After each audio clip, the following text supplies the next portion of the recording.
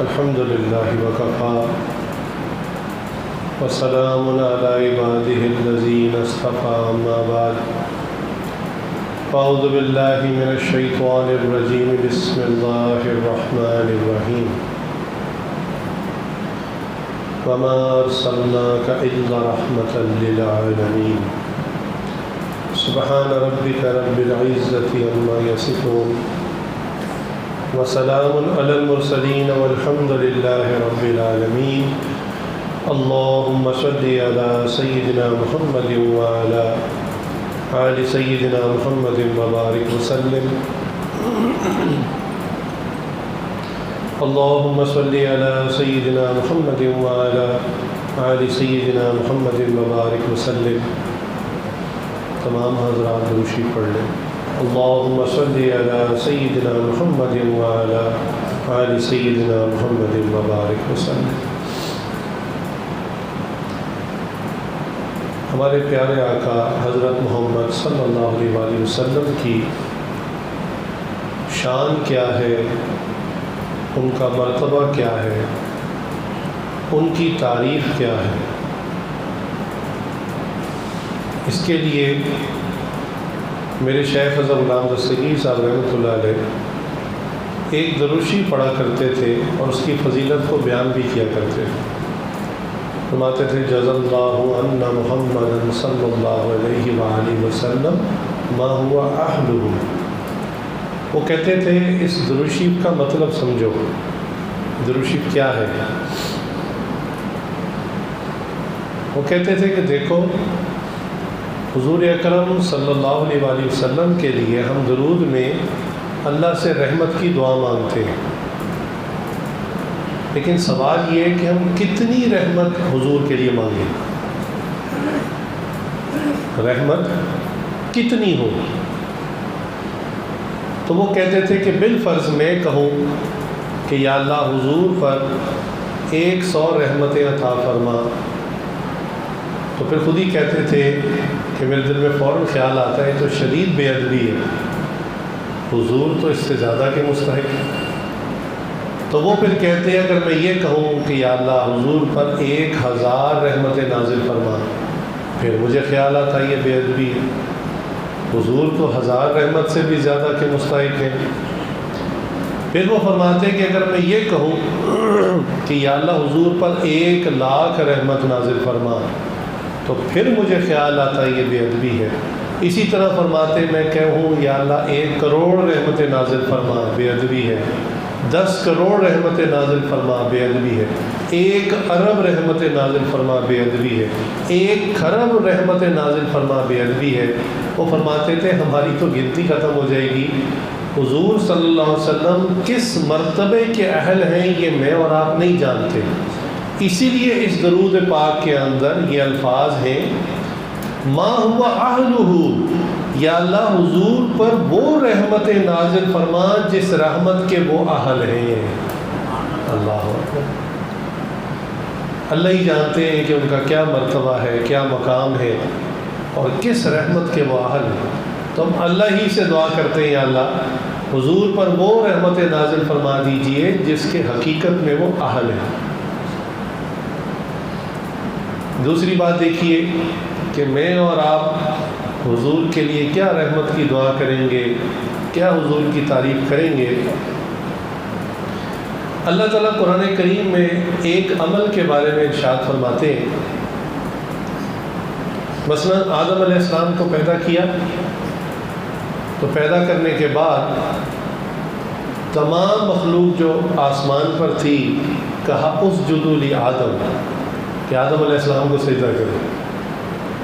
اب یہ بہت بڑا مرتبہ ہے، سجدے کا حق تو صرف اللہ کی ذات کو ہے، گو یہ عبادت والا سجدہ نہیں تھا، رسپیکٹ کا تھا، تعظیم کا سجدہ تھا۔ جیسے دنیا میں ایسی کئی قومیں ہیں، ہم لوگ تو ایک دوسرے سے ادب سے ہاتھ ملاتے ہیں، مصافحہ کرتے ہیں، کرونا کے دنوں میں اس کی بھی چھٹی ہو گئی، دور سے السلام علیکم، بس قریب نہ آنا۔ لیکن بہت ساری قومیں ایسی ہیں جو رسپیکٹ میں ایک دوسرے کے سامنے سر جھکاتی ہیں، جیسے جاپانی لوگ ان کا سلام ہی ہے کہ جب وہ ملتے ہیں تو ایک دوسرے کی تعظیم میں اپنا سر جھکا کے سلام کرتے ہیں۔ تو یہ تعظیمی سجدہ تھا جو اللہ تعالیٰ نے آسمان کے اوپر والی مخلوق کو حکم دیا کہ آدم علیہ السلام کو سجدہ کرو۔ یہ واقعہ تو آپ نے کئی دفعہ سنا ہوا ہے، لیکن ایک بات دل میں آتی ہے کہ آدم علیہ السلام کو اللہ نے اتنا درجہ دیا کہ تمام مخلوق سے کہا کہ آدم کو سجدہ کرو، جس میں فرشتے بھی شامل تھے، اور بھی مخلوق تھی اللہ کے علم میں ہے، اور یہ شیطان بھی شامل تھا۔ تو اس سے پتہ چلا کہ آدم علیہ السلام کا تو درجہ بہت اونچا ہو گیا، لیکن قربان جائیں حضور اکرم صلی اللہ علیہ وآلہ وسلم کو اللہ نے کیا عظمت عطا فرمائی، کیا شان عطا فرمائی۔ اللہ تعالیٰ قرآن کریم میں ارشاد فرماتے ہیں کہ میں بھی اور میرے فرشتے بھی حضور پر رحمتیں بھیجتے ہیں، یا ایھا الذین آمنوا صلوا علیہ وسلموا تسلیما، کہ اے ایمان والو تم بھی میرے محبوب پر حضور اکرم صلی اللہ علیہ وسلم پر درود و سلام بھیجو، اس عمل میں میں بھی شامل ہوں۔ اللہ کیا مرتبہ عطا فرمایا!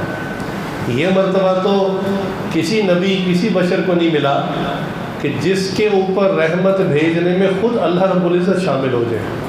اللہ آدم علیہ السلام کو سجدہ کرنے میں چلو فرشتے بھی شامل تھے، اللہ تعالیٰ تو شامل نہیں تھے، ہو سکتے بھی نہیں تھے، لیکن حضور کی شان دیکھیے کہ ان کے اوپر رحمتیں بھیجنے میں اللہ تعالیٰ خود بھی شامل۔ تو جس کی شان اتنی بلند ہو، میں اور آپ اس کی شان کیا بیان کریں گے؟ اچھا بہرحال ہم کچھ کوشش تو کریں گے، آج رات اپنے پیارے حبیب کا ذکر کریں اور ہم بھی اپنے عشق کو تازہ کریں۔ آخر محبوب سے ایسی محبت ہوتی ہے کہ بار بار محبوب کا نام لینے میں بھی مزہ آتا ہے، سننے میں بھی مزہ آتا ہے۔ تو ہم بھی آج اپنے عشق کو دوبارہ سے گرم جوشی کے ساتھ تازہ کریں گے۔ تو اس کی مثال سمجھیں، کوئی بندہ حضور کی تعریف کرے یا حضور کے لیے رحمت کی دعا کرے، جسے ہم درود شریف کہتے ہیں، اس کا مطلب کیا ہے؟ آپ کو پتہ ہے نا کہ پہلے وقتوں میں جب بادشاہ ہوا کرتے تھے تو کوئی بندہ اپنی فریاد، اپنی حاجت لے کے جاتا، تو اپنی حاجت پیش کرنے سے پہلے وہ بادشاہ کی توجہ اپنی طرف مبذول کرتا، چونکہ دربار بھرا ہوتا، وہ اکیلا تھوڑی تھا، وہاں تو کئی 100 آدمی کھڑے ہوتے پہلے، تو وہ بادشاہ کی توجہ حاصل کرنے کے لیے کہتا کہ بادشاہ کا اقبال بلند ہو، بادشاہ کے خزانے بڑھ جائیں، بادشاہ کی عزتوں میں اضافہ ہو، بادشاہ کو کئی فتوحات حاصل ہو۔ اب بتائیے اس کے ان الفاظ کہنے سے کوئی بادشاہ کی عزت میں اضافہ ہونا، بادشاہ کے خزانوں میں اضافہ ہونا؟ بادشاہ کے خزانے تو پہلے بھرے ہوئے ہیں، لیکن یہ اپنی حاجت کے لیے بادشاہ کی توجہ کو حاصل کرتا ہے۔ بالکل یہی مثال کہ ہم حضور صلی اللہ علیہ وسلم کے لیے رحمت کی درخواست تو کرتے ہیں، لیکن حضور اس کے محتاج نہیں ہیں۔ ہوتا کیا ہے، جیسے ہی ہم دنیا کے کسی حصے میں درود پڑھتے ہیں، اللہ نے فرشتوں کی جماعت مخصوص کی بھی اس کام کے لیے، مخصوص ہے اس کام کے لیے کہ وہ بندے کا درود شریف لیتے ہیں اور اس سے فوراً حضور اکرم صلی اللہ علیہ وسلم کے روضہ انور پر لے جاتے ہیں، اور باقاعدہ اس کے نام اور اس کے والد کے نام کے ساتھ کہ فلاں بن فلاں میں، کیونکہ عبداللہ نام کے کئی بندے ہو سکتے، خالد نام کے کئی بندے ہو سکتے، تو باقاعدہ اس کی ولدیت کے ساتھ کہ فلاں بندے نے یا رسول اللہ آپ کے اوپر درود شریف پڑھا ہے۔ اور حضور صلی اللہ علیہ وسلم پھر کیا کرتے ہیں؟ پہلے ایک شریعت کا اصول سمجھ لیں جو حضور نے خود سکھایا۔ حضور صلی اللہ علیہ وسلم نے سکھایا کہ اگر کوئی بندہ آپ کو سلام کرے، سلام میں پہل کرنا یہ سنت ہے، آپ کہیں جائیں، لوگ بیٹھے ہوئے تھے، آپ سلام کریں یہ سنت ہے، لیکن اگر کوئی آپ کو سلام کہہ دے تو اب جواب دینا واجب ہے۔ یہ اس سے زیادہ بڑا حکم ہے کہ آپ کو کسی نے سلام کہہ دیا، اب جواب دینا آپ کے لیے واجب ہے۔ آپ خود سے سلام کرتے ایک سنت ادا ہو جاتی، افشو السلام، آپ نے خود فرمایا سلام کو عام کرو، لیکن مسئلہ یہ ہے کہ اگر کسی نے آپ کو سلام بھیج دیا تو اس سلام کا جواب دینا واجب ہے۔ تو بتائیے جس پیارے حبیب نے ہمیں یہ بات سکھائی اور بتلائی، جب ان پر آپ رحمت کی دعا اور سلام بھیجتے ہیں تو کیا وہ جواب میں سلام نہیں بھیجتے ہوں گے؟ جنہوں نے خود بتایا کہ سلام کا جواب دینا واجب ہے، وہ حضور صلی اللہ علیہ وسلم اسی وقت دعا شروع کر دیتے ہیں، اور جو دل کے کان رکھتے ہیں انہیں وہ جواب بھی سنائی دیتا ہے۔ اللہ تعالیٰ ہمیں بھی وہ دل کی روشنی، دل کی بینائی، دل کی سماعت عطا فرمائے کہ ہم حضور کا وہ سلام سنیں، تو حضور بھی فوراً جواب دیتے ہیں۔ یہی وجہ ہے کہ اکثر ہمارے ساتھی باقی ذکر اذکار تو کر لیتے ہیں، اکثر شکایت کرتے ہیں کہ حضرت درود شریف کی تسبیح پکڑتے ہیں اور نیند آنی شروع ہو جاتی ہے۔ میں کہتا ہوں اللہ کے بندو، ادھر سے دعا شروع ہو جاتی ہے، اس دعا کی وجہ سے تمہیں جو زخم لگے ہوئے ہیں، جو پریشانیاں دن بھر کی ہے، تھکاوٹ ہے، وہ دور ہونی شروع ہو جاتی ہے، اس کی وجہ سے تمہیں نیند آ جاتی ہے، وہ سرکار کی دعا آ رہی ہوتی ہے وہاں سے۔ بہرحال میں انہیں کہتا ہوں ہمت کرو، یہ نہیں ہے کہ سونے سے پہلے تسبیح پکڑ لو درود شریف کے لیے، ہمت کرو اور کثرت سے درود پڑھو۔ چنانچہ حضور اکرم صلی اللہ علیہ وسلم کی شان کو کوئی شخص بیان نہیں کر سکتا۔ یقین جانیے ہم سال کے 365 دن مستقل یہاں بیٹھے رہیں، حضور کی شان کو بیان کرتے رہے، ختم نہیں ہو سکتے۔ اور یہ مبالغے کے طور پہ نہیں ہے، یہ حقیقت ہے۔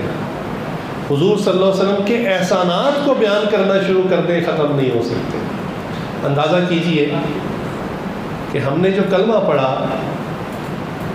یہ کلمہ ہمیں کس نے سکھایا؟ لوگ کہتے ہیں نا کہ بھئی ایمان باللہ پہلے ہے، اللہ پر ایمان پہلے ہے اور ایمان بالرسول بعد میں ہے۔ اچھا ترتیب ایسے ہی ہے، لیکن میرے شیخ نے ایک عجیب نقطہ سمجھایا۔ وہ فرماتے ہیں کہ دیکھو ایمان باللہ بھی در حقیقت ایمان بالرسول کی وجہ سے ہے۔ ہمیں اللہ کا تعارف کس نے کروایا؟ بھئی اللہ تعالیٰ خود زمین پر آئے، خود تعارف کروایا کہ میں اللہ ہوں۔ ہمیں اللہ کا تعارف بھی حضور صلی اللہ علیہ وسلم نے کروایا۔ اللہ کی کتاب قرآن مجید بھی حضور صلی اللہ علیہ وسلم نے لا کر دی۔ مرنے کے بعد جو بندہ نیک اعمال کر کے جائے گا وہ جنت میں جائے گا، جنت کا تعارف بھی حضور نے کروایا، اور جو بدعمالیاں کر کے جائے گا وہ جہنم میں جلے گا، یہ تعارف بھی حضور نے کروایا۔ تو ہمارا تو پورا ایمان ہی حضور صلی اللہ علیہ وسلم کے قدموں کی خاک ہے، حضور صلی اللہ علیہ وسلم کی وجہ سے ہے۔ تو در حقیقت ہمارا ایمان باللہ، ایمان بالکتاب اللہ، یہ تمام ایمان کی جتنی شاخیں ہیں در حقیقت ایمان بالرسول اللہ ہے۔ حضور کی وجہ سے ہم ہر چیز کا تعارف کی اور پہچان سمجھ سکیں۔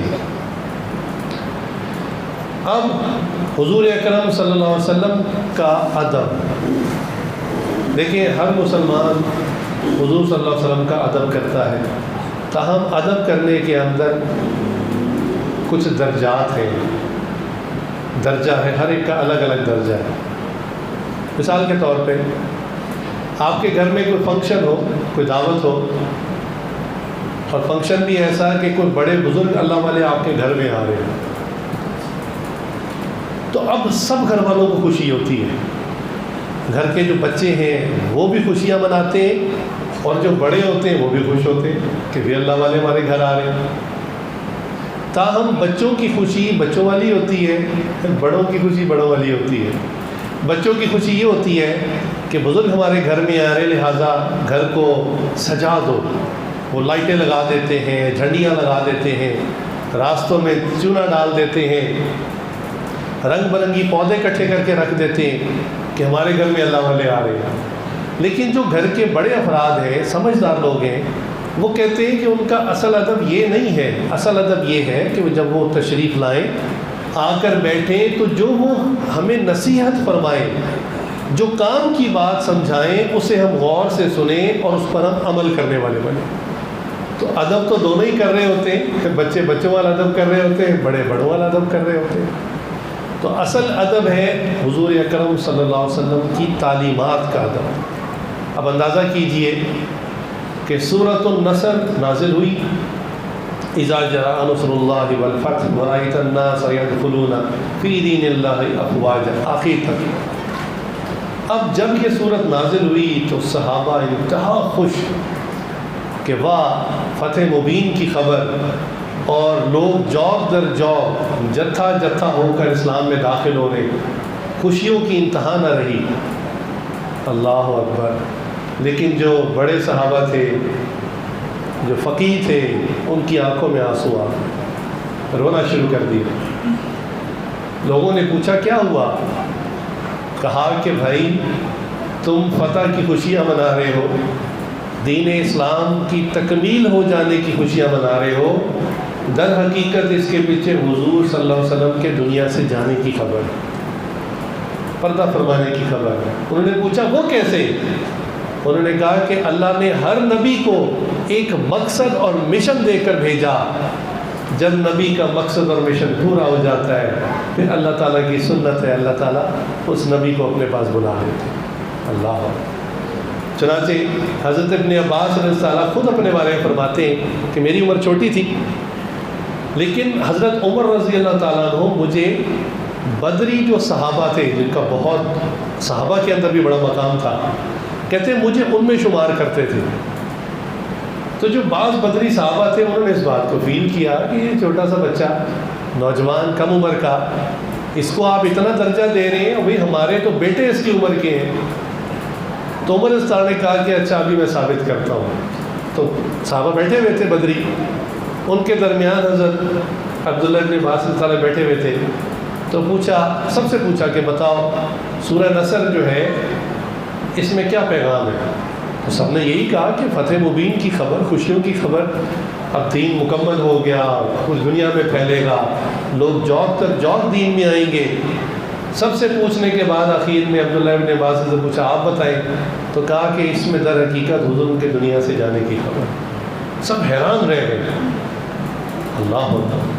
تو اندازہ کیجئے کہ حضور صلی اللہ علیہ وسلم پر کیا چیز مکمل ہوئی، کون سا وہ تحفہ تھا جس کو اللہ تعالیٰ نے فرمایا کہ آج ہم نے آپ کا دین آپ پر مکمل کر دیا. وَأَتْمَمْتُ نِعْمَتِي، اور میں نے اپنی نعمت کو مکمل کر دیا. حضور صلی اللہ علیہ وسلم کیا چیز لے کر آئے تھے، کون سا تحفہ لے کر آئے تھے، کون سی نعمت لے کر آئے تھے جس کو اللہ نے فرمایا آج میں نے اس کو کمپلیٹ کر دیا. اسی نعمت کا نام دین ہے، شریعت ہے، حضور صلی اللہ علیہ وسلم کا پیارا نظام ہے، حضور صلی اللہ علیہ وسلم کی پیاری سنتیں ہیں. اب لوگوں کے اعتبار سے دیکھیے کہ جب حضور صلی اللہ علیہ وسلم اس تحفے کو، اس نعمت کو دے رہے ہیں تو کچھ لوگوں نے اس کو لینے سے انکار کیا اور کچھ لوگوں نے اس کو سینے سے لگا لیا. چنانچہ آپ سب جانتے ہیں طائف کا واقعہ. حضور صلی اللہ علیہ وسلم اس نعمت کو لے کر خود چل کر طائف گئے اور طائف والوں نے بات سننے سے بھی انکار کر دیا. اللہ، ڈر لگتا ہے، بات سچی ہے کڑوی. آج ہمارے گھروں میں کیا ہوتا ہے، شادی کا موقع ہے، حضور صلی اللہ علیہ وسلم تحفہ لے کر گھر آتے کہ تم نکاح کرنے جا رہے ہو، گھر میں شادی کا فنکشن ہے، یہ میری سنت کو بھی ذرا گھر میں رکھ لو. تو آج اکثر کیا جواب ہوتا ہے، یا رسول اللہ بینڈ باجا بھی ہوگا، ناچ گانا بھی ہوگا، سب کچھ ہوگا، آپ کی سنت کی جگہ ہمارے پاس نہیں ہے. یہ عمل طائف والوں نے کیا تھا. گھر میں خوشی ہو، غمی ہو، فوت کی ہو جائے، ہم میں سے کس کو سنت یاد ہوتی ہے؟ ہم صرف اپنے بڑوں کے طریقے یا جو دیکھا تھا دین ہے اسی پر عمل کرتے ہیں. کہتے ہیں حضور آپ کی ہمارے گھر میں کوئی جگہ نہیں. بات کڑوی ہے لیکن بات سچ ہے. اس وقت ہم سب کو منا لیتے ہیں، ایک حضور کو ناراض کر دیتے ہیں. اکثر دیکھا کہ پرانے رشتہ دار، کوئی ماسیاں، کوئی پھوپھیاں ناراض ہو رہی ہوں، اس موقع پر خود چل کر جاتے ہیں، ان کے گھر جا کے منا لیتے ہیں. جی خوشی کا موقع ہے، چلو پرانی رنجش سے چھوڑ دیں، آ جائیں گھر کی خوشی میں شامل ہو. ان کو بھی بلا لیتے ہیں. کوئی پرانی ماسی کام والی چھوڑ گئی ہو ناراض ہو کے، اس کو بھی پیغام دے کے بلا لیتے ہیں. گھر میں خوشی کا فنکشن ہے، ناراضگی کا وقت نہیں ہے، تو بھی آ جا. اگر نہیں بلاتے تو ایک حضور صلی اللہ علیہ وسلم کو نہیں بلاتے. کتنے افسوس کی بات ہے. یہ حرکت طائف والوں نے کی تھی. حضور صلی اللہ علیہ وسلم کو تکلیف دے کر وہاں سے نکال دیا، بات سننا تک گوارا نہ کی. آج کا مسلمان جب اسے کسی جھگڑے میں گھر کی خوشی کے کسی معاملے میں، فوتگی کے معاملے میں کہتے بھائی ایسے نہ کرو، یہ شریعت میں نہیں ہے، وہ کہتا ہے پڑھا کر شریعت کو، اٹھا کے مارتا ہے شریعت کو، مجھے دین نہ سکھا، مجھے شریعت نہ سکھا، سب جانتا ہوں۔ سورہ اخلاص کا ترجمہ نہیں آتا، وہ کہتا ہے سب جانتا ہوں، مجھے نہ سکھا۔ یقین جانیے یہ لہجہ طائف والوں کا تھا، طائف والوں نے یہ حرکت کی تھی، تکلیف دے کر حضور کو وہاں سے نکال دیا تھا۔ اس کے برعکس ماشاءاللہ اہل مدینہ نے کیا معاملہ کیا، حضور صلی اللہ علیہ وسلم کو بار بار پیغام بھیجتے تھے، یا رسول اللہ ہم آپ کے قدردان ہیں، آپ ہمارے پاس آ جائیے۔ حضور صلی اللہ علیہ وسلم مکہ چھوڑنا نہیں چاہتے تھے، اپنا آبائی شہر جہاں پیدائش ہوئی، بندے کو ویسی محبت ہو جاتی ہے، پھر شہر بھی وہ جس میں اللہ کا گھر موجود ہے، لیکن ظالموں نے اتنے ظلم کیے کہ بالآخر حضور صلی اللہ علیہ وسلم کو اللہ کی طرف سے حکم ہو ہی گیا، ہجرت کا حکم ہوا۔ غم کی حالت دیکھیے کیا ہے، خوشی سے نہیں نکلے، بیت اللہ میں گئے، وہاں جا کے ملتزم سے بچوں کی طرح چمٹ گئے، روتے رہے اور کہنے لگے، آپ صلی اللہ علیہ وسلم کے الفاظ جو حدیث میں محفوظ ہیں، وہاں لگے کہ اے مکہ، میں دنیا میں کسی بھی اگر شہر کو اپنا ٹھکانہ بناتا تو تجھے بناتا، لیکن یہاں کے لوگ مجھے یہاں رہنے نہیں دیتے۔ اور ادھر سے مدینہ والے بار بار بلا رہے تھے، حضور آپ ہمارے پاس آ جائیں، ہم آپ کے قدردان ہیں، آپ ہمارے پاس آ جائیں۔ حضور صلی اللہ علیہ وسلم اس غم کی حالت میں مکہ مکرمہ سے نکلے، مدینہ منورہ پہنچے، اہل مدینہ کو اطلاع ہو گئی، تو جو شہر سے باہر جیسے کھیتوں میں کام کرتے ہیں نا، انہوں نے دیکھ لیا، فوراً شہر میں اعلان کر دیا، سب مرد عورتیں بچے سب نکل کے استقبال کے لیے آ گئے۔ چھوٹی بچیوں نے اشعار پڑھے کہ آج ہم پر وہ سورج طلوع ہو گیا اور ہمارا شہر روشن ہو گیا، بڑے خوبصورت اشعار پڑھے۔ لیکن توجہ کی بات، کیا اس استقبال کے بعد، اس ویلکم کے بعد، اس ملاقات کے بعد سب اپنے گھروں کو چلے گئے؟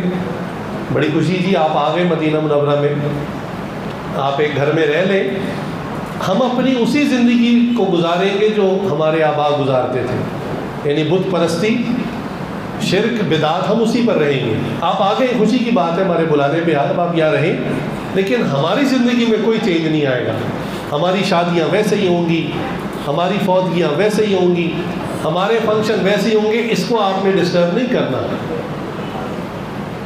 اتنا آگے ہم نہیں آپ کو آنے دیں گے۔ ٹھیک ہے آپ آ گئے ہیں برکت کے لیے، آپ موجود ہیں مدینہ منورہ میں، لیکن ہم اپنی زندگیاں اسی طرز پہ گزاریں گے، ہمارے لباس اسی طرز پہ ہوں گے، ہماری عورتیں اسی طرح بے پردہ ہوں گی جیسے تبرج الجاہلیہ الاولیٰ، جیسے پہلے وہ سینہ کھول کر چلتی تھیں، فیشن کر کے اپنا بناؤ سنگھار دوسروں مردوں کو دکھا کر ان کی توجہ کو حاصل کرتی تھیں، اسی طرح گزاریں گی۔ آپ آ گئے، آپ آرام سے یہاں کسی مکان میں ٹھہر جائیں، ہم آپ کے پیچھے چلنے والے نہیں، ہرگز نہیں۔ اہل مدینہ نے تو نصرت کی انتہا کر دی، اللہ اکبر۔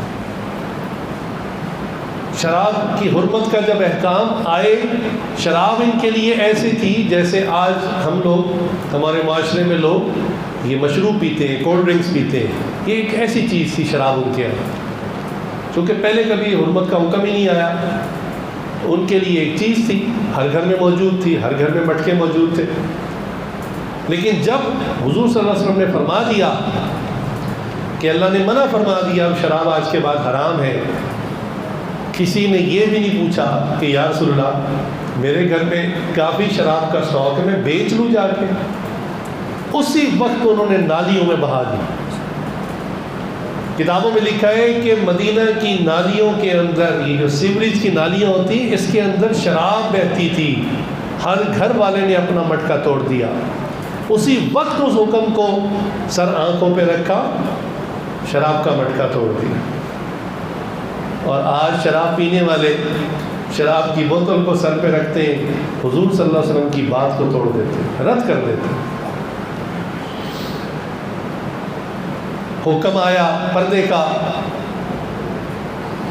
تو صحابیات جو کہیں کسی کے یہاں دوسرے گھر میں ملنے کے لیے گئی ہوئی تھی، لباس تو پہنا ہوتا تھا پہلے بھی، لیکن اس انداز میں جب پردے کا حکم آ گیا، انہوں نے وہیں سے پیغام بھیجا کہ ہمارے گھر سے اوڑھنیاں بھیج دو، جلباب بھیج دو۔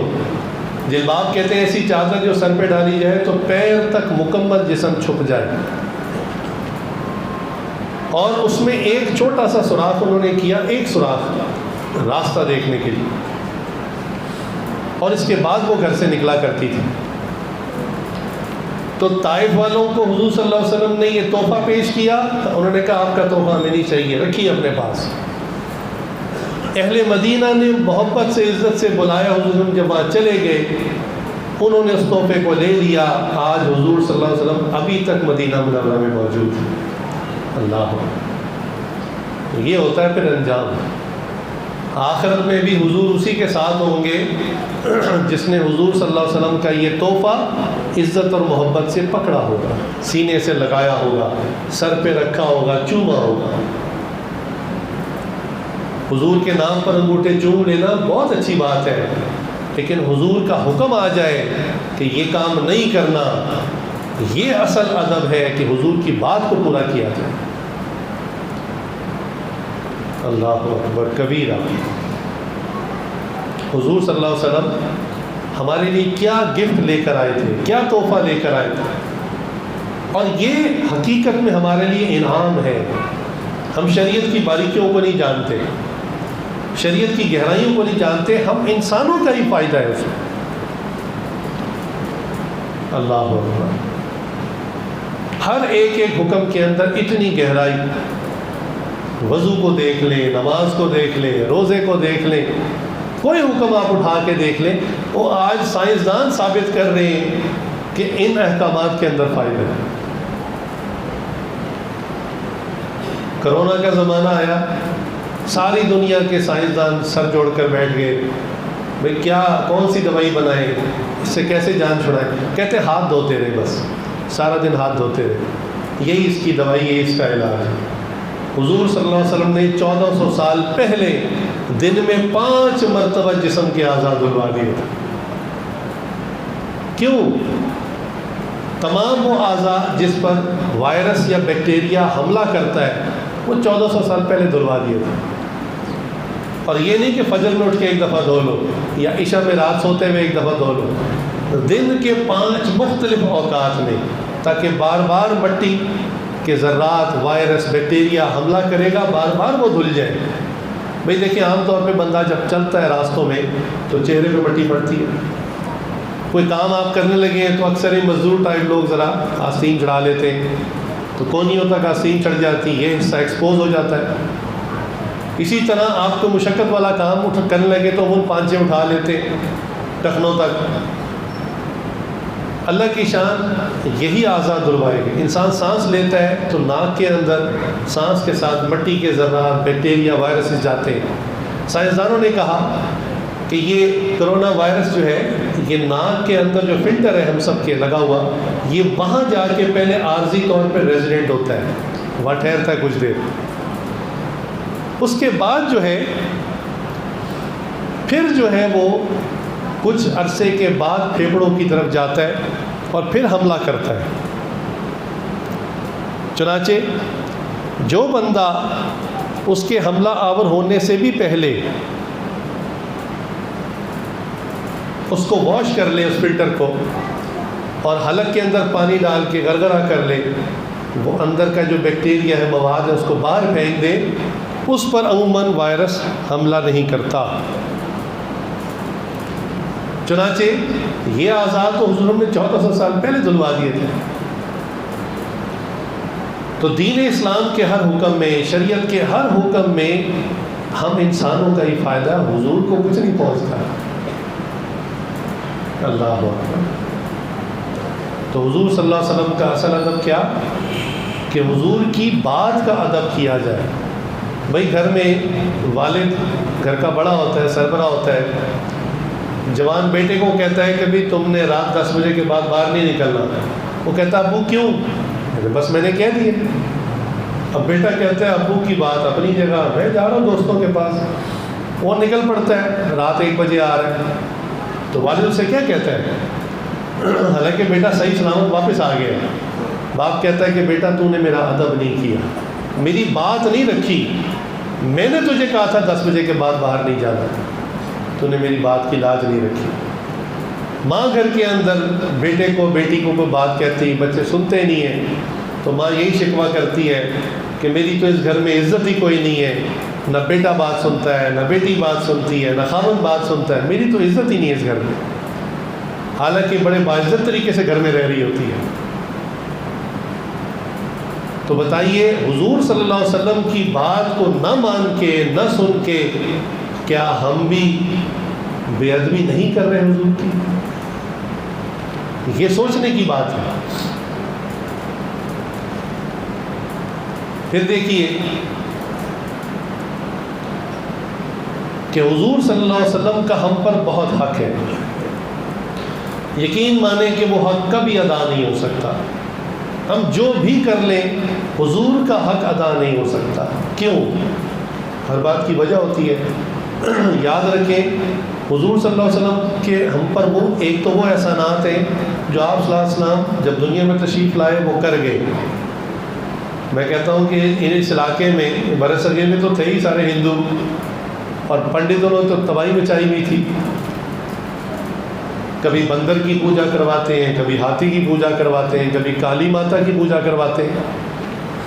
آپ تصور نہیں کر سکتے کہ ہندو مذہب میں عبادت کتنی مشکل ہے، اسی لیے ان کے اکثریت آبادی عبادت نہیں کرتی، ورنہ جس طرح ہماری مکمل شریعت ہے، زکوٰۃ ہے، روزہ ہے، حج ہے، اس طرح کے احکامات ان کی آبادی کے صرف چند لوگ ہیں جو کرتے ہیں، اور ان کا بھی برا حال ہوتا ہے۔ آج سے چند سال پہلے انڈیا کا ایک صحافی ہے، ہندو ہے خود بھی، اس نے اس پہ پوری ڈاکیومنٹری بنائی کہ انڈیا کے اندر ایک ان کا بت ہے جس پہ وہ اوتار دیتے ہیں، یعنی جیسے ہمارے یہاں صدقہ ہوتا ہے خدا کی راہ میں پیش کرنا، تو وہ تو ہم کسی انسان کو دیتے ہیں، اس انسان کے کام آتا ہے، وہ کھا لیتا ہے یا پہن لیتا ہے اور ثواب بندے کو مل جاتا ہے۔ ان کے یہاں یہ ہے کہ ہفتے میں 1 مرتبہ اس خدا کو، اس بت کو دودھ سے نہلانا ہوتا ہے، تو لائن میں لوگ لگے اور کھڑے ہوتے ہیں ڈبے لے کے، کوئی 2 لیٹر لا رہا ہے، کوئی 4 لیٹر لا رہا ہے، کوئی 10 لیٹر لا رہا ہے، اور لوگ آ کر وہ جو بھگوان کے ساتھ ان کا پنڈت ہوتا ہے اس کو وہ ڈبہ دیتے ہیں، وہ ڈبہ پورا اس بھگوان پہ الٹ دیتا ہے، اس کے بعد وہ دودھ سارا گندی نالی سے ہوتا ہوتا غلاظت کے اندر مل جاتا ہے۔ اس نے اس کے اوپر خود ڈاکیومنٹری بنائی، حالانکہ ہندو ہے، اس نے لکھا کہ انڈیا میں اتنی غربت ہے، انسانوں کو پینے کے لیے دودھ نہیں مل رہا، اور یہاں ہزاروں لیٹر دودھ نالیوں کے اندر بہایا جا رہا ہے۔ اللہ اکبر۔ یہ میں نے ایک بات بتائی ہے ابھی ہندو مذہب کے بارے میں، اتنی گندگی ہے اس مذہب میں، اللہ اکبر، میں شرم حیا کی وجہ سے اس کو بیان بھی نہیں کر سکتا، کتنا گندا مذہب ہے۔ تو ذرا سوچئے کہ اگر حضور صلی اللہ علیہ وسلم اتنی پیاری شریعت نہ لے کر آئے ہوتے تو اس جگہ پر آج مسجد تو نہ ہوتی، ہم کسی مندر میں بیٹھے کسی بندر کے آگے یا ہاتھی کے آگے ہاتھ جوڑ کے مانگ رہے ہوتے۔ تو ایک تو وہ احسانات ہیں جو حضور صلی اللہ علیہ وسلم اپنی مبارک زندگی میں کر گئے، اور کیا خیال ہے احسانات ختم ہو گئے؟ اصل تو کام آخرت میں شروع ہوگا۔ اللہ اکبر۔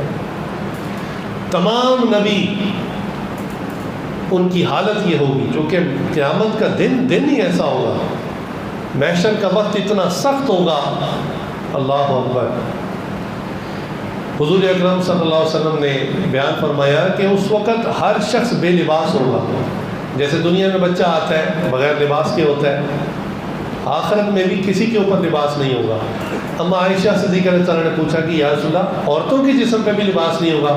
فرمایا ہاں عائشہ، عورتوں کے جسم پہ بھی نہیں ہوگا۔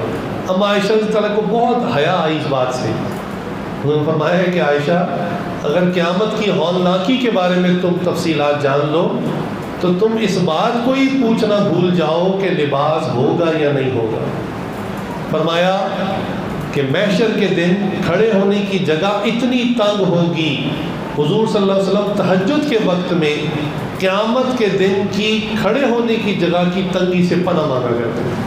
اللہ، اصل تو امت کو سکھایا، حضور صلی اللہ علیہ وسلم تو اکرام والی جگہ پہ ہوں گے، کھڑے ہونے کی جگہ تنگ ہوگی۔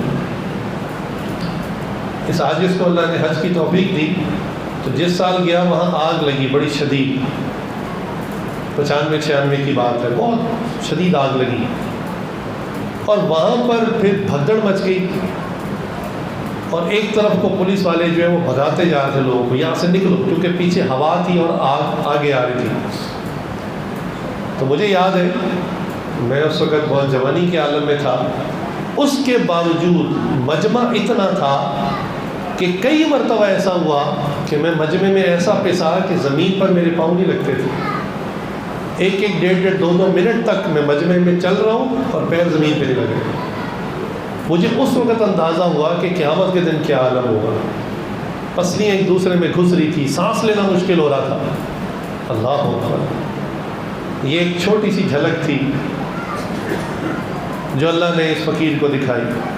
تو قیامت کے دن تو ہزاروں سال اسی حالت میں رہنا ہے، بندے سے بندہ چپکا ہوا ہے، کھڑے ہونے کی جگہ اتنی تنگ ہے، سورج سوا نیزے پر ہے، جسم ڈھانپنے کے لیے کچھ نہیں، ہر شخص اپنے پسینے میں ڈوب رہا ہے۔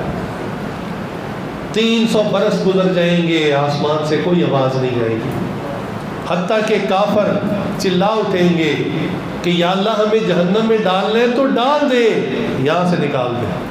وہ سمجھ رہے ہوں گے جہنم میں جا کے شاید کوئی ڈسکاؤنٹ ہو جائے، کوئی رعایت ہو جائے، جہنم اس سے سخت جگہ ہوگی، لیکن وہ اتنے تنگ آ جائیں گے، کہیں گے ہمیں بے شک آگ میں پھینک دے، یہاں سے نکال دے۔ چنانچہ ساری انسانیت جس میں تمام کافر، یہودی، عیسائی، مسلمان سب شامل ہوں گے، مل کر کہیں گے کہ چلو ہم اللہ کے کسی نبی کو تلاش کرتے ہیں، ان سے کہتے ہیں کہ اللہ سے درخواست کریں ہمیں یہاں سے تو نکالیں، اتنا برا حال ہو رہا ہے ہمارا۔ سب مل کر آدم علیہ السلام کے پاس جائیں گے، ہمارے جد امجد ہیں، ہم انہی کی اولاد ہیں۔ آدم علیہ السلام سے جا کے کہیں گے کہ آپ ہمارے بڑے ہیں، ہمارے باپ دادا ہیں، آپ اللہ سے درخواست کر دیں کہ ہمیں یہاں سے نکالے، بے شک آگ میں ڈال دیں۔ تو آدم علیہ السلام کہیں گے کہ دیکھو میرے اپنے ساتھ ایک ایسا معاملہ ہو گیا تھا کہ میں تمہاری سفارش کرتے ہوئے ڈرتا ہوں، ایسا نہ ہو کہ میں تمہاری بات کروں، اللہ تعالیٰ میرا کیس کھول دے کہ تم نے میرے منع کرنے کے باوجود جنت میں اس درخت کا پھل کھایا تھا، پہلے تم اپنا حساب دو۔ تو میں ڈرتا ہوں، لہٰذا وہ نفسی نفسی کہنا شروع کر دے، اے اللہ میری جان، اے اللہ میری جان، بس مجھے بخش دے، مجھے بخش دے۔ لوگ وہاں سے نا امید ہوں گے، حضرت یونس علیہ السلام کے پاس جائیں گے، حضرت یوسف علیہ السلام کے پاس جائیں گے، حضرت عیسیٰ علیہ السلام کے پاس، ہر ایک کے پاس جائیں گے، ہر بندہ اپنا عذر پیش کرے گا کہ میرے ساتھ بھی زندگی میں ایک ایسا واقعہ ہو گیا تھا، میں ڈرتا ہوں میں تمہاری سفارش کروں، اور اللہ کہ پہلے تم اپنا حساب تو دو اور میری فائل نہ کھل جائے اور میری پکڑ نہ ہو جائے، لہٰذا ہر نبی معذرت کرے گا، نفسی نفسی کہتا رہے گا۔ اور اللہ کی شان، سب انبیاء سے مایوس ہو کر جب ساری انسانیت، یاد رکھیے اس میں صرف مسلمان نہیں ہوں گے، تمام یہودی، عیسائی، دہریے، ہندو سب ہوں گے، سب حضور صلی اللہ علیہ وسلم کے پاس آئیں گے کہ آپ آخری نبی ہیں، آپ ہی اللہ تعالیٰ سے درخواست کر دیں اللہ ہمیں یہاں سے نکال دے۔ تو حضور صلی اللہ علیہ وسلم اس وقت سجدے میں سر ڈال دیں گے، آپ صلی اللہ علیہ وسلم اللہ کی ایسی عجیب تعریف کریں گے کہ صحیحین کی روایت میں آتا ہے کہ نہ اللہ کی تعریف اس سے پہلے کسی نے ایسی کی ہوگی نہ بعد میں کرے گا، اللہ ہی اس وقت کوئی الفاظ دل میں ڈالے گا۔ پھر ایک طویل سجدے کے بعد اللہ کہیں گے میرے حبیب سر اٹھائیے، مانگیے کیا مانگتے ہیں، اللہ تعالیٰ مقام محمود عطا فرمائیں گے۔ مقام محمود کیا ہے؟ سادہ الفاظ میں سمجھانے کی کوشش کرتا ہوں۔ دنیا میں نا ہم دنیاوی مثالوں کو ذرا جلدی سمجھ جاتے ہیں۔ دنیا میں جو گورنمنٹ افسر ہوتے ہیں نا، ان کے رینک ہوتے ہیں، 17ویں گریڈ کا افسر، 18ویں گریڈ کا، 19 20 21 22 23ویں گریڈ کا، 24ویں گریڈ کا، حتیٰ کہ جو ملک کا صدر و وزیر ہوتا ہے اس کا بھی گریڈ ہوتا ہے۔ تو یہ گریڈ کے افسر ہوتے ہیں۔ یوں سمجھیں اللہ تعالیٰ کے پاس تمام انسانوں اور تمام نبیوں میں جو سب سے بڑا گریڈ ہے اس کا نام مقام محمود ہے، اور وہ صرف حضور صلی اللہ علیہ وسلم کو ملے گا، کسی کو نہیں ملے گا۔ اللہ تعالیٰ سب انسانیت کو دکھائیں گے کہ ان کی کیا عزت ہے، کیا مرتبہ، پہلے اس کو پہچانو، وہاں بٹھائیں گے۔ اب جب اس کرسی پہ سیٹ پہ بیٹھ جائیں گے پھر اللہ پوچھیں گے کہ اب آپ مانگیے کیا مانگتے ہیں. حضور اس وقت کہیں گے یا اللہ امتی امتی. اپنی ذات کی بات پھر نہیں کہیں گے یا اللہ امت کو بخش دیں. ان کا حساب شروع کریں.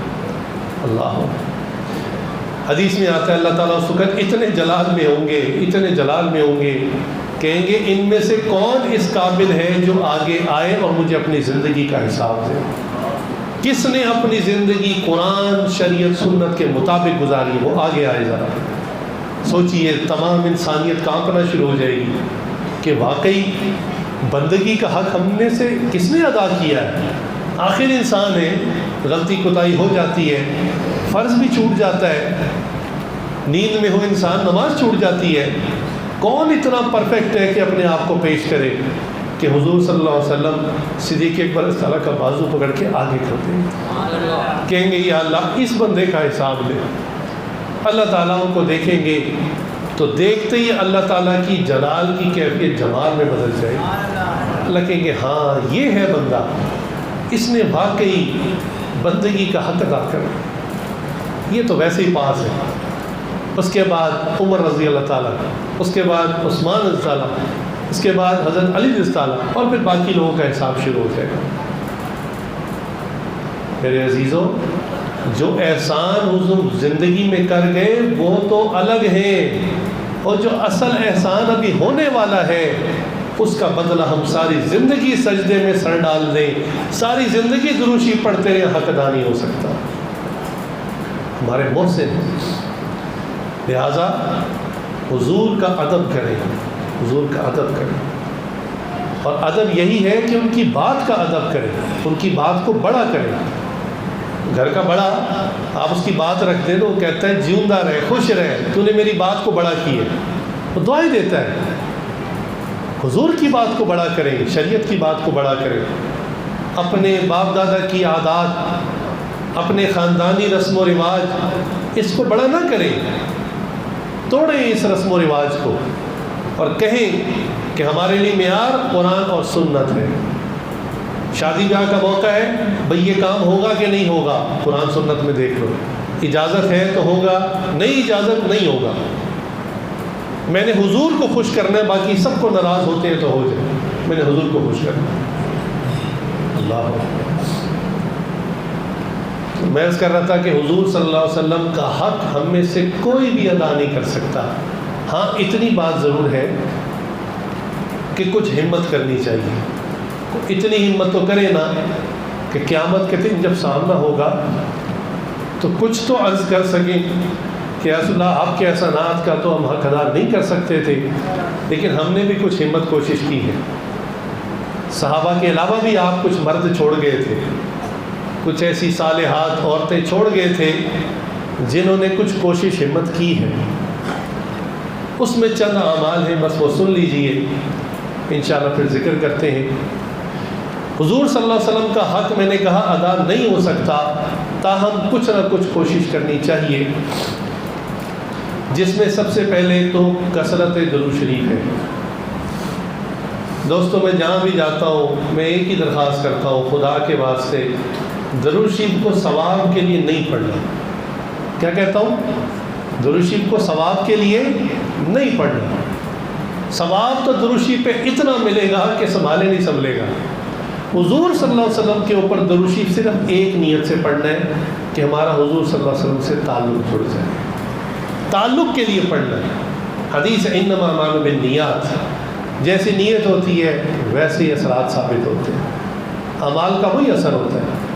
بھی ثواب کہ آپ سبحان اللہ سبحان اللہ سبحان اللہ پڑھیں ثواب ملے گا, الحمدللہ الحمدللہ الحمدللہ پڑھیں ثواب ملے گا, اللہ اکبر اللہ پڑھیں ثواب ملے گا. اور بھائی درود شریف اس لیے کیوں پڑھتے ہو؟ درود شریف تو تعلق جوڑنے کے لیے پڑھو. اچھا اس کی مثال سمجھو, آپ نے مکان تبدیل کیا, ایک نئے علاقے میں گئے, گھر کے قریب ایک مارکیٹ تھی, وہاں ایک دکاندار تھا, آپ نے گئے سودا لیا, سودا آپ نے لے لیا, پیسے اس کو دے دیے, بات ختم. آپ وہاں پر 2-4 سال بھی رہیں گے تو دکاندار سے نہ کوئی تعلق ہوگا، نہ نام پتہ چلے گا، نہ اس کو آپ کے حوال پتہ چلیں گے، نہ آپ کو اس کے حوال پتہ، بھائی اس کی چیز اس کو مل گئی، اس کو پیسے مل گئے، آپ کو سودا مل گیا، بات ختم ہو گئی۔ کئی سال بھی رہیں گے تو کوئی تعلق نہیں بنے گا۔ ثواب کا یہی حال ہے، پڑھ لو درود شریف ثواب کے لیے، ثواب ملتا رہے، تعلق نہیں بنے گا۔ اب ایک دکاندار ایسا ہے کہ آپ پہلے دن گئے، کہا کہ بھائی میں آپ کے علاقے میں نہیں آیا ہوں، آپ کا کیا نام ہے؟ میرا یہ نام، شادی ہو گئی آپ کی، گھر کہاں ہے، خیریت ہے، اب پہلے دن تعلق بن گیا۔ اب آپ جب بھی اس کے دکان پہ جائیں گے نا، ایک تعلق ہوگا، جان پہچان ہوگی، اجنبیت نہیں ہوگی۔ ہمارے ایک دوست ہیں پولیس میں ڈی ایس پی، انہوں نے اپنا ایک واقعہ عجیب سنایا۔ وہ کہنے لگے کہ سرکاری کام کے سلسلے میں مجھے مختلف لوگوں سے رابطہ ہوتا ہے، فون وغیرہ کرتا ہوں، تو کہنے لگے عموماً یہی ہوتا ہے کہ بس کام کی بات کی، فون بند کر دیا۔ کہنے لگے پشاور میں ایک کرنل صاحب ہیں، میری ان کے ساتھ فون پر بات چیت شروع ہوئی، وہ بھی اچھے اخلاق کے آدمی ہیں، اچھی طرح بات کرتے ہیں، میں بھی اچھی طرح بات کرتا۔ تو کہنے لگے کہ شروع میں تو ہم صرف اپنی دفتری کام کی بات کر کے فون بند کر دیتے، لیکن 1 سال تک جب فون پہ رابطہ رہا تو ہماری کیفیت کچھ ایسی ہو گئی کہ پہلے ہم دفتری بات کرتے، کام کی بات کرتے، اس کے بعد ایک دوسرے کا حال احوال پوچھتے، بھئی گھر میں خیریت ہے، آپ ٹھیک ہیں، بچے ٹھیک ہیں، ہر طرح کی عافیت ہے۔ پھر اکثر ہمارا فون اس بات پہ بند ہوتا کہ کرنل صاحب کہتے ہیں کہ ڈی ایس پی صاحب آپ جب بھی پشاور آئیں گے نا، آپ نے میرے یہاں ٹھہرنا ہے، اور میں بھی جواباً کہتا کہ کرنل صاحب آپ نے جب لاہور آنا، آپ نے میرے یہاں ٹھہرنا ہے۔ کہنے لگے اللہ کی شان 3 سال کا عرصہ گزر گیا، کرنل صاحب کے ساتھ میرا فون پہ تعلق ہے، بڑی دوستی ہو گئی، بڑا تعلق بن گیا، چہرے سے نہ انہوں نے مجھے کبھی دیکھا نہ میں نے انہیں دیکھا، ہم ہمیشہ کال پر پہلے کام کی بات کرتے، دفتری بات کرتے، پھر اس کے بعد ایک دوسرے سے پیار محبت کی بات کرتے، فون بند ہو جاتا۔ 3 سال کے بعد کہنے لگے مجھے کسی کام سے پشاور جانا پڑا، کہنے پشاور گیا تو میں نے فون کیا، کرنل صاحب میں پشاور آیا ہوں، کہنے بڑے خوش، میں نے کہا کہاں کھڑے ہیں؟ میں گاڑی یہیں بھیج رہا ہوں، گاڑی بھیج کے مجھے بلایا۔ اب کہنے لگے میں ان کے جب گھر پہنچا تو میں ان کو چہرے سے نہیں جانتا تھا، وہ بھی نہیں جانتے تھے۔ اب یہ میری ان کی پہلی ملاقات ہے زندگی میں، لیکن جب یہ ہماری پہلی ملاقات ہوئی تو چونکہ وہ 3 سال کا ٹیلی فونک رابطہ تھا، اب اس ملاقات میں اجنبیت نہیں تھی کہ وہ غیر مل رہے ہیں۔ کہنے لگے ہم جب بغل گیر ہوئے تو ہم اتنی دیر تک بغل گیر رہے جیسے بچپن کے بچھڑے میں 2 دوست ملتے۔ اللہ اکبر۔ میں نے کہا ڈی ایس پی صاحب آپ نے تو میرا مسئلہ حل کر دیا۔ بھائی دروشی کے فضائل میں یہی تو ہے کہ ایک ہے کہ ہم قیامت کے دن جا کر اچانک اپنے سرکار حضور صلی اللہ علیہ وسلم کو دیکھیں اور اجنبیت کسی کیفیت ہو، اور ایک ہے کہ زندگی میں کثرت سے درود پڑھیں، حضور صلی اللہ علیہ وسلم کے ساتھ ایک ٹیلی فونک رابطہ ہو جائے۔ کل قیامت کے دن ملاقات تو پہلی ہوگی، لیکن اس ملاقات میں اجنبیت نہیں ہوگی، ایک محبت اور گرم جوشی ہوگی۔ اس نیت سے درود شریف پڑھیں، یہ ہے پہلی بات۔ دوسری بات یہ کہ دیکھیں آپ اپنے بیٹے کے ساتھ کہیں جا رہے تھے، راستے میں ایک اجنبی آدمی نے آپ کے بچے کو دیکھا، اس کو بڑا پیارا لگا، کہ بچے بڑے خوبصورت ہوتے ہیں، پیارے ہوتے ہیں، تو اس نے اس کے سر پہ ہاتھ پھیرا اور جیب سے ٹافی نکال کے آپ کے بیٹے کو دی۔ اب یہ تھا تو اجنبی آدمی، لیکن آپ کی اولاد کے ساتھ جب اس نے ایسا پیار کا معاملہ کیا، آپ کے دل میں خود بخود نرم گوشہ اس آدمی کے لیے پیدا ہو جائے گا، یار یہ بڑا اچھا آدمی میرے بیٹے کو پیار کر رہا، تعلق بھی کوئی۔ جو حضور صلی اللہ علیہ وسلم کی آل کے ساتھ، اولاد کے ساتھ اچھائی کا معاملہ کرے گا، قیامت کے دن اس کو حضور صلی اللہ علیہ وسلم کی شفاعت خاص ملے گی۔ تو سید ہیں، ان کا خیال رکھنا۔ اس معاملے میں ہم مسلمان بہت کمزور ہیں، بہت زیادہ کمزور ہیں، ہم اکثر خیال نہیں رکھتے۔ ہمارے ارد گرد کوئی نہ کوئی سید خاندان کے لوگ ہوتے ہیں، سادات ہوتے ہیں، لیکن ہم شاید عیدوں پہ بھی جا کے انہیں نہیں پوچھتے۔ اگر ان سے تعلق ہو جائے، ان سے ایک، چلو ضروری نہیں ہے آپ مالی خدمت کر سکتے ہیں، بہت اچھی بات ہے، بندہ 2 بول میٹھے بول دیتا ہے، بعض کا اگلے کا دل ٹوٹا ہوتا ہے، کوئی 2 میٹھے بول دے، اسی سے بندے کا حوصلہ ہو جاتا ہے، کوئی اچھی بات کر دے، کوئی آنا جانا شروع کرے۔ حضرت جنید بغدادی رحمۃ اللہ علیہ یہ روحانیت کے بادشاہ تھے اپنے زمانے کے. لیکن یہ بات اکثر لوگوں کو معلوم نہیں ہے کہ اللہ نے ان کو اتنا بڑا مقام کیسے دیا. اکثر لوگ سمجھتے ہیں کہ شاید یہ پیدائشی ولی تھے, کسی مدرسے میں پیدا ہوئے, کسی مفتی صاحب کے, مولوی صاحب کے بیٹے تھے, یا کسی پیر صاحب کے بیٹے تھے, تو بس بچپن سے یہ معاملہ تھا. نہیں, ان کی زندگی میں ایک واقعہ ہوا جس کے بعد اللہ تعالیٰ نے ان کو یہ مقام عطا فرمایا. چنانچہ وہ واقعہ کیا تھا کہ یہ اصل میں پہلوان تھے. جیسے کہ ہوتا ہے نا بعض نوجوانوں کو باڈی بلڈنگ کا شوق ہوتا ہے, جسم بنانے کا, صحت اچھی رکھنے کا. تو یہ پہلوان تھے اور کشتی وغیرہ ریسلنگ کیا کرتے تھے. اور اتنی اچھی ان کی کشتی تھی کہ مقابلے جیتتے جیتتے جیتتے جب یہ شہر کے مشہور ترین آدمی ہو گئے تو بادشاہ نے ان کو اپنا شاہی پہلوان کے طور پر پوسٹ دے دی. اب شاہی پہلوان ہو جانا تو بہت اعزاز کی بات تھی. ایک تو بادشاہ کا پہلوان, پھر خالص خوراکیں, تنخواہ الگ, تو بڑی ٹور ہوتی ہے ایسے بندے کی. اب یہ شاہی پہلوان ہے اور بادشاہ بھی ان کے کندھے کی وجہ سے بڑے بڑے لوگوں کو چیلنج کر دیتا. دوسرے ملکوں کے بادشاہ ہو, بھائی ہے تمہارے پاس کوئی مرد, آؤ ذرا بھیجو, میرے جنید سے مقابلہ کرا کے دیکھو. اب جو پہلوان آتا ہے اس کو چت کر دیتے. اب بادشاہ کی ویلیو اور زیادہ بڑھنی شروع ہوئی کہ ان کے پاس ایک ایسا پہلوان ہے جس کو کوئی ہرا ہی نہیں سکتا. حتیٰ کہ ایک وقت ایسا آیا کہ بادشاہ کو یقین ہو گیا کہ کوئی ایسا بندہ نہیں ہے جو جنید بغدادی کو ہرا سکے. لہٰذا بادشاہ نے اوپن چیلنج کر دیا کہ جو بندہ میرے شاہی پہلوان کو چت کر دے گا میں اس کو شاہی خزانے سے ٹھیک ٹھاک منہ مانگا انعام دوں گا. اب کوئی بندہ ہمت ہی نہ کرے. ان کو پتا تھا بھائی کس نے ہڈیاں توڑوانی ہے کہ اتنے بڑے پہلوان کو چیلنج کرے. اللہ کی شان, ایک دن ایک بندے نے چیلنج کر دیا کہ میں جنید بغدادی سے مقابلہ کروں گا. اس بندے کو جب لوگوں نے دیکھا تو کہا کہ بھائی اپنے اوپر رحم کرو, چھوٹا سا تمہارا قد ہے, آدھی پسلی کے انسان ہو, تم تو جنید کے ایک تھپڑ کے برابر بھی نہیں ہو, کیوں اپنی جان کے پیچھے پڑے ہو؟ اچھے اچھے پہلوان تو آج تک اس کو ہرا نہیں سکے, تم اتنے دبلے پتلے چھوٹے سے جسم کے انسان تم کا مقابلہ کر سکو گے؟ انہوں نے کہا کہ بھائی دیکھو میں سنجیدہ ہوں, آپ بادشاہ نے شرط رکھی ہے اعلان ہر ایک کے لیے, میں بھی شامل ہوں, میں مروں گا تو میں مروں گا نا, آپ کو اس سے کیا ہے, آپ مقابلہ کروائیں. لو جی, اب شہر کے اندر جو نیوز پھیلی کہ جنید بغدادی جو شاہی پہلوان ہے, جسے بڑے بڑے پہلوان آج تک جتنا کر سکے, ایک چھوٹے سے قد کے دبلے پتلے آدھی پسلی کے بندے نے چیلنج کر دیا. اب یہ تو میچ آف دا ایئر تھا, لوگوں کے لیے خبر تھی. لو جی, دن ڈیسائیڈ ہو گیا, جگہ طے ہو گئی اور مجمع ایک دنیا دیکھنے کے لیے آ رہی میچ. جنید بغدادی کھڑے ہیں اور دیکھنے کے لیے منتظر ہیں کہ بھی کون میرے مقابلے پہ آیا.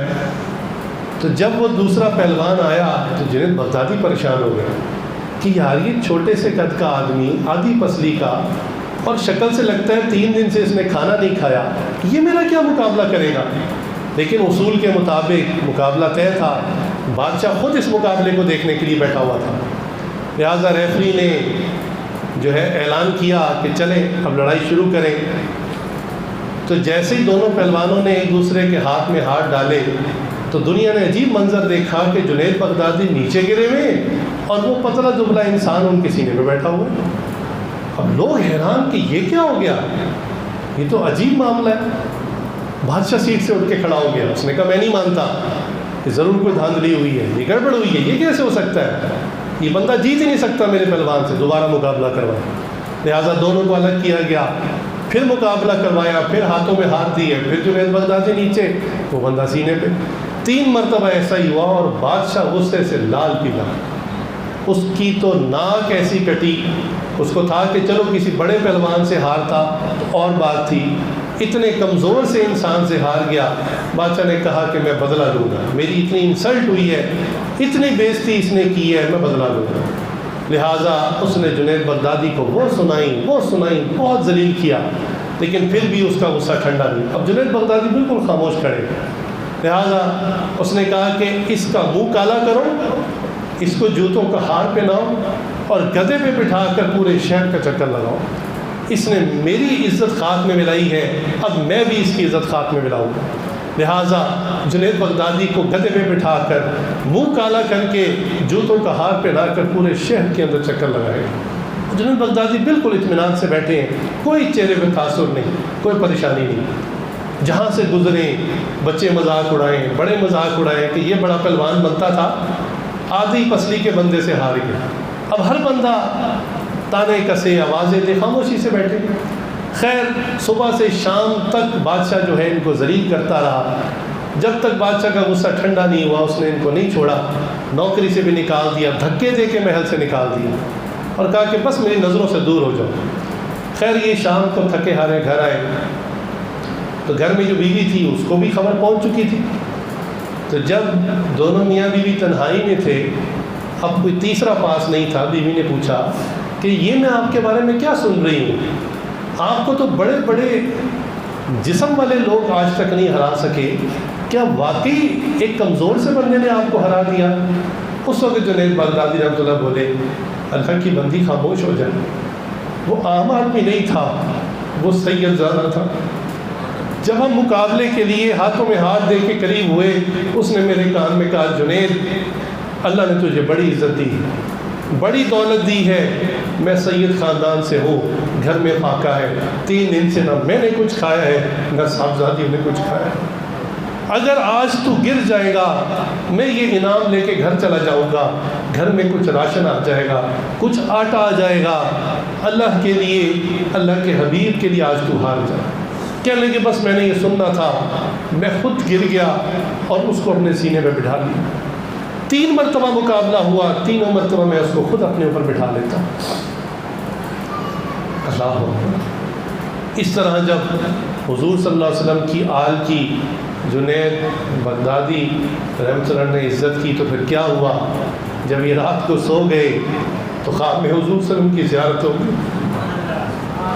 حضور نے فرمایا کہ جنید آج تو نے میری اولاد کو اوپر کیا، خود نیچے ہو گیا، دنیا کی ذلت اٹھا لی، اب میں تجھے روحانیت کا بادشاہ بناؤں گا، عزت کا وہ تاج پہناؤں گا جو اس زمانے میں کسی اور ولی کے سر پہ نہیں ہوگا۔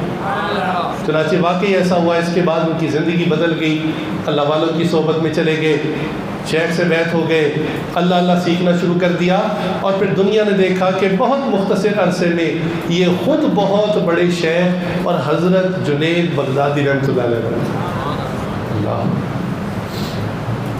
اس لیے حضور صلی اللہ علیہ وسلم کا ادب، حضور صلی اللہ علیہ وسلم کی بات کا ادب، حضور صلی اللہ علیہ وسلم پر کثرت سے درود اور حضور صلی اللہ علیہ وسلم کی اولاد کا خیال رکھنا، کم از کم اتنا ہم کریں تو انشاءاللہ اللہ کی ذات سے امید ہے، حق تو نہیں ادا ہوگا لیکن کم از کم حضور صلی اللہ علیہ وسلم سے آخرت میں ہم چہرہ دکھا سکیں گے، ان کے ہاتھوں سے حوض کوثر کا جام تب ملے گا، تب ہم امتی کہلانے کے لائق ہوں گے۔ اللہ اکبر۔ حضور صلی اللہ علیہ وسلم کا ادب، اللہ اکبر۔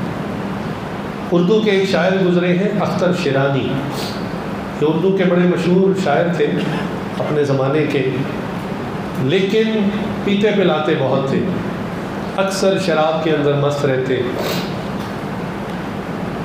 چنانچہ ایک مرتبہ بیرون ملک میں ایک ہوٹل کے اندر ان کی محفل سجی ہوئی تھی۔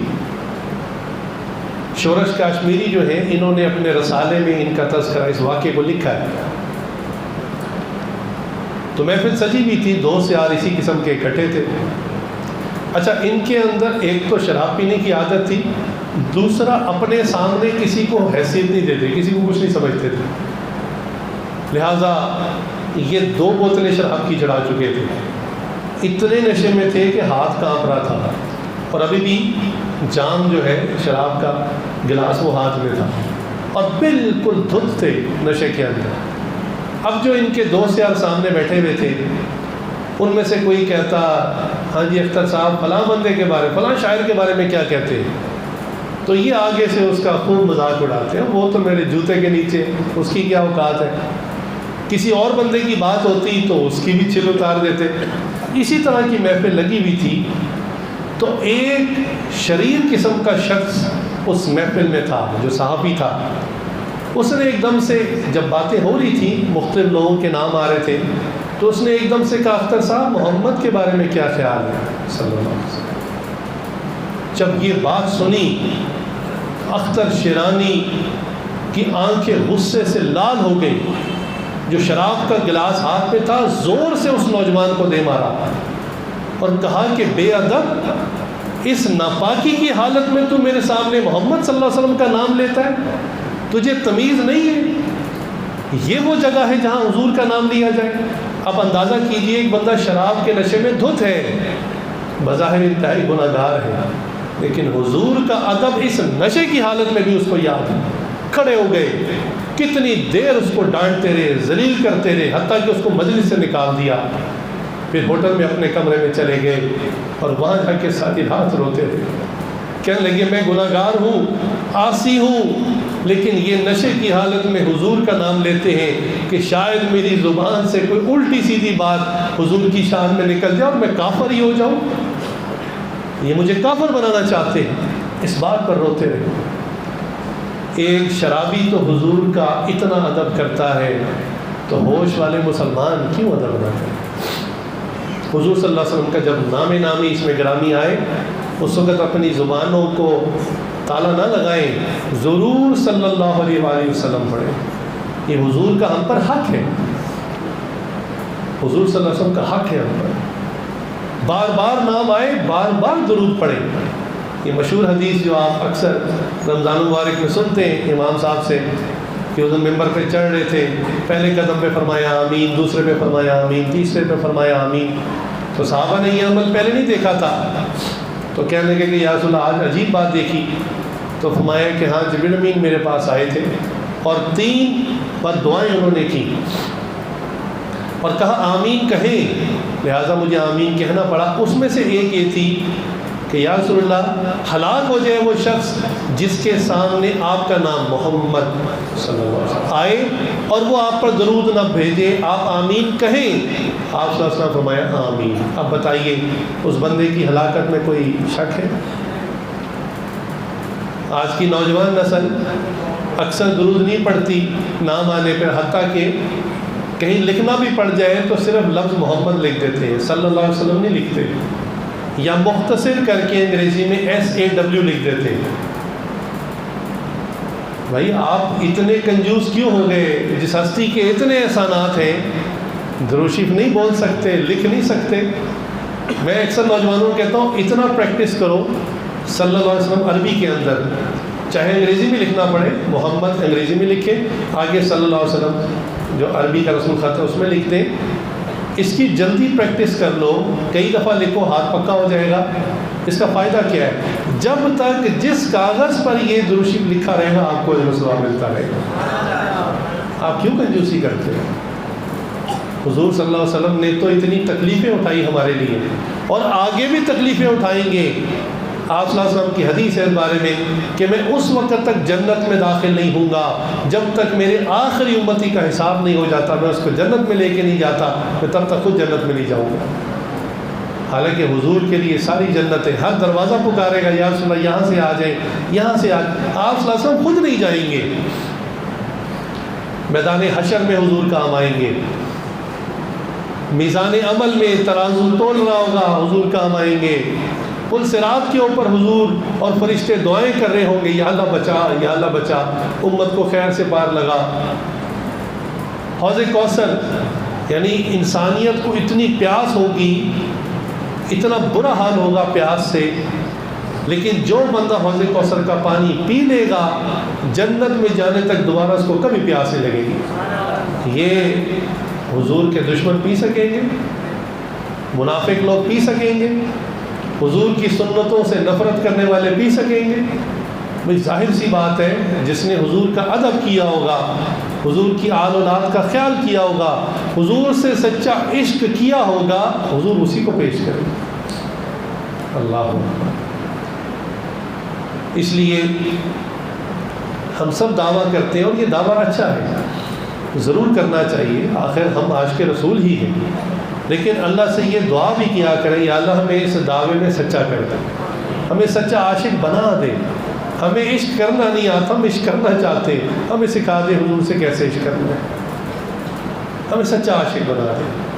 لہٰذا ربیع الاول کا مہینہ ہمیں خاص طور سے حضور صلی اللہ علیہ وسلم کی یاد دلاتا ہے اور تڑپاتا ہے، حضور صلی اللہ علیہ وسلم کے دنیا سے پردہ فرمانے کے اوقات یاد دلاتا ہے۔ لہٰذا ہمیں چاہیے کہ بالخصوص اس مہینے میں نیت کریں۔ دیکھیں ہم میں کتنے ایسے لوگ ہیں، کچھ نوجوان ہیں، کچھ سفید داڑھیوں والے ہیں، ہم میں سے ہر ایک کی زندگی میں ربیع الاول کا مہینہ کتنی مرتبہ آیا ہے؟ کسی کی زندگی میں 20 مرتبہ آیا ہوگا، کسی کی زندگی میں 35 مرتبہ آیا ہوگا، کسی کی زندگی میں 40 مرتبہ، 50، یعنی بالغ ہونے کے بعد کسی کی زندگی میں 60 مرتبہ آیا ہوگا۔ اگر بالفرض ہر بار ربیع الاول پر ہم صرف یہ نیت کر لیتے، یا اللہ آج میں نیت کرتا ہوں کہ حضور کی ایک وہ سنت جو پہلے میری زندگی میں نہیں تھی، آج سے میں اس کو شروع کرتا ہوں۔ آج ہماری زندگی میں 30 سنتیں ہوتی، 40 سنتیں ہوتی، 50 سنتیں ہوتی۔ چہرے کی سنت کی نیت کر لیں، لباس کے سنت کی نیت کر لیں، حضور صلی اللہ علیہ وسلم کا جو اخلاق تھا اس کی نیت کر لیں، حضور صلی اللہ علیہ وسلم کی جو معاشرت تھی اس کی نیت کر لیں، حضور صلی اللہ علیہ وسلم کی جو تعلیمات تھی اور تعلیمات کا انداز تھا اس کی نیت کر لیں۔ کھانے پینے کی سنت، اٹھنے بیٹھنے کی، لباس پہننے کی، بیت الخلاء جانے کی، آنے کی، سونے کی، اٹھنے کی، گھر سے نکلنے کی، داخل ہونے کی، سواری پر بیٹھنے کی، ہر ادا میرے حبیب نے سکھا دی۔ کوئی تو وہ جگہ نہیں جہاں آپ صلی اللہ علیہ وسلم نے ہمیں لاوارث چھوڑ دیا۔ چنانچہ یہ ایک کافر نے سوال بھی کیا ایک صحابی سے، اس نے کہا کہ تمہارے نبی کیسے ہیں اور تمہیں بیت الخلاء کرنے کا طریقہ بھی سکھاتے ہیں، استنجا کرنے کا طریقہ بھی سکھاتے ہیں، یہ بھی کوئی بات ہے کہ جو نبی سکھائے امتی کو؟ صحابی نے کتنا خوبصورت جواب دیا، انہوں نے کہا قربان جاؤ اپنے نبی پہ اور اپنے دین پہ کہ استنجا کے وقت میں بھی انہوں نے ہمیں لاوارث نہیں چھوڑا، اندھیرے میں نہیں چھوڑا، وہ طریقہ بھی بتا کر گئے۔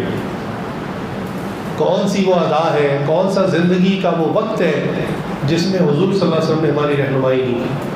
بھئی اگر کسی معاملے میں کسی شخص کو گائیڈنس نہ دی جائے پھر وہ کیا کرتا ہے؟ اپنی عقل استعمال کرتا ہے، اور عقل استعمال کرنے میں ضروری نہیں ہے کہ وہ صحیح راستے پر پہنچ جائے، وہ راستہ بھٹک بھی جاتا ہے۔ توجہ رکھیے گا، میاں بیوی کی ملاقات انتہائی ذاتی وقت ہوتا ہے، انسان کا پرائیویٹ ٹائم ہوتا ہے، اس وقت میں بھی کن چیزوں کا خیال رکھنا یہ بھی حضور سکھا کے چلیں گے۔ اللہ، تو کون سی وہ زندگی کا شعبہ ہے جس میں آپ رہنمائی چاہیں اور دین اسلام خاموش ہو؟ ہر ادا میرے حبیب صلی اللہ علیہ وسلم نے کر کے دکھا دی۔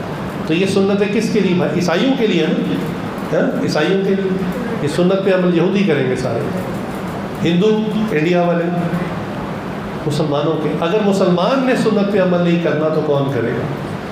یہ سنتیں میرے اور آپ کے، اور ہر سنت میں ہماری صحت کا فائدہ، ہماری روحانیت کا فائدہ، ہمارے اخلاقیات کا فائدہ، ظاہر کا، باطن کا، اخروی کوئی نہ کوئی فائدہ ہر سنت میں ضرور ہے، چاہے ہم اس کی حکمتیں نہ جانتے ہوں۔ لہٰذا نیت کیجیے آج کی رات کہ ہم زیادہ نہیں، کم از کم ایک نئی سنت اپنی زندگی میں جاری فرمائیں۔ میں اکثر کہتا ہوں کہ چہرے کی سنت کو اگر اپنا لیں، عورتیں پردے کی سنت کو، مرد چہرے پہ رسول اللہ صلی اللہ علیہ وسلم کی مبارک سنت کو اپنا لیں، اس کے بڑے فائدے ہیں، بہت فائدے ہیں۔